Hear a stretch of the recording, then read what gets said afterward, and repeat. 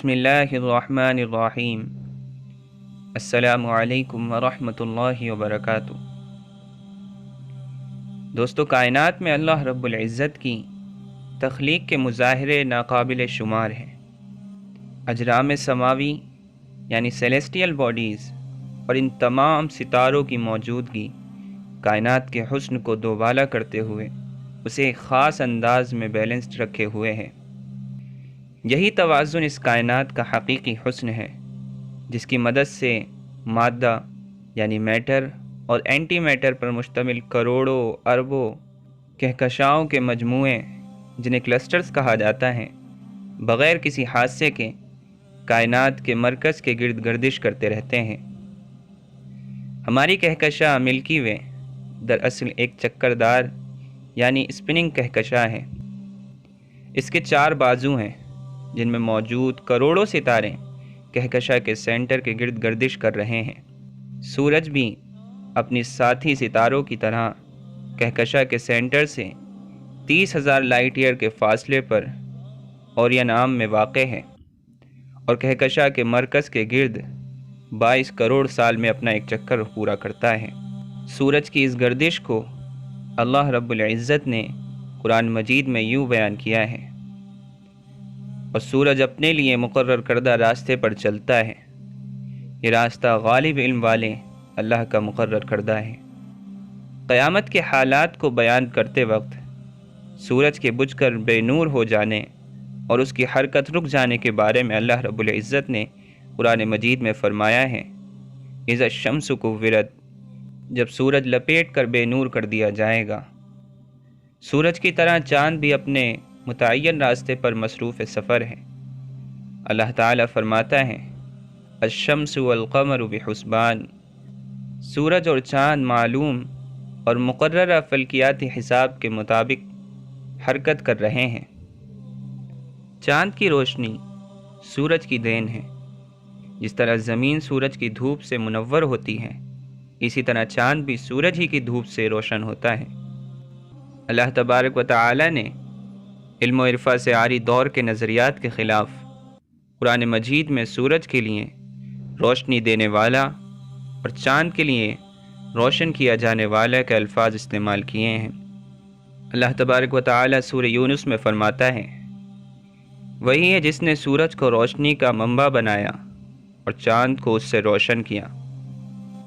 آگے سورہ حامیم سجدہ میں اللہ تعالی ارشاد فرماتا ہے: ہم عنقریب انہیں اپنی نشانیاں اطراف عالم میں اور خود ان کی ذاتوں میں دکھا دیں گے، یہاں تک کہ ان پر ظاہر ہو جائے گا کہ اللہ تبارک و تعالی ہی حق ہے۔ کیا آپ کا رب آپ کی حقانیت کی تصدیق کے لیے کافی نہیں ہے کہ وہی ہر چیز پر گواہ بھی ہے؟ جن نشانیوں کے اظہار کے بارے میں اللہ تعالی نے اس آیت میں بتایا ہے، سورج گرہن اور چاند گرہن بھی انہی میں سے ہیں۔ عربوں میں مشہور تھا کہ سورج گرہن اور چاند گرہن جب لگتا ہے جب زمین پر کوئی بہت بڑا ظلم ہو یا پھر کسی بہت اعلیٰ ذات کے اس دنیا سے جانے کی وجہ سے سورج گرہن لگتا ہے۔ چنانچہ جب آپ صلی اللہ علیہ وسلم کے صاحبزادے حضرت ابراہیم علیہ السلام اس دنیا سے گئے تو اچانک آپ کے اس دنیا کے جانے کے بعد سورج گرہن ہو گیا۔ لوگوں نے کہا کہ یہ سورج گرہن ہو نہ ہو آپ صلی اللہ علیہ وسلم کے صاحبزادے کے انتقال کی وجہ سے ہوا ہے۔ رسول اللہ صلی اللہ علیہ وسلم اس پر غصہ ہو گئے اور آپ صلی اللہ علیہ وسلم نے اس کو ایک وہم قرار دیا۔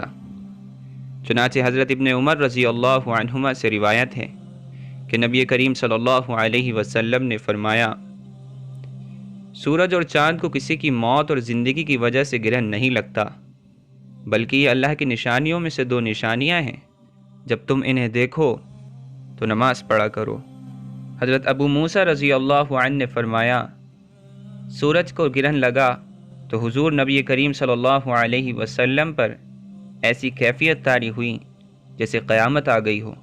پھر آپ صلی اللہ علیہ وسلم مسجد میں تشریف فرما ہوئے اور نماز پڑھی، بہت ہی لمبے قیام، رکوع اور سجود کے ساتھ۔ میں نے آپ کو ایسا کرتے ہوئے کبھی نہیں دیکھا، اور فرمایا کہ یہ نشانیاں ہیں جن کو اللہ تعالیٰ بھیجتا ہے۔